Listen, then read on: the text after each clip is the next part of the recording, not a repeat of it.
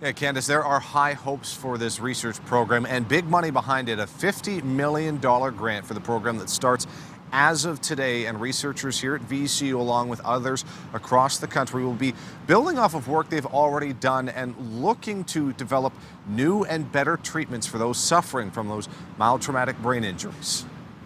Something isn't really right, from what I'm used to before I went out to combat, so. Surrounded by physical reminders of his service, U.S. Army veteran Joe Montanari also carries some reminders that can only be felt. Imbalances, constant headaches all the time. The result of 2 mild traumatic brain injuries, or TBIs, he suffered in Iraq.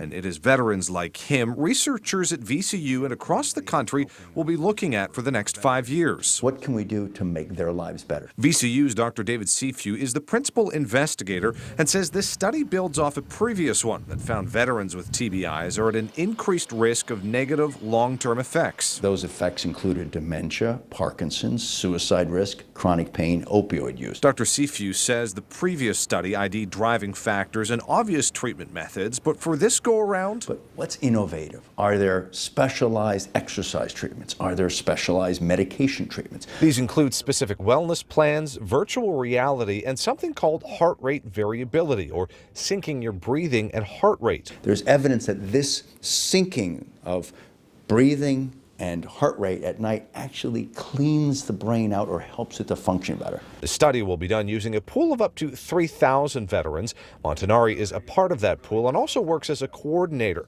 and hopes it leads to better treatment and recovery time for service members like him. Really just anything that could help out, in the future would be awesome, so.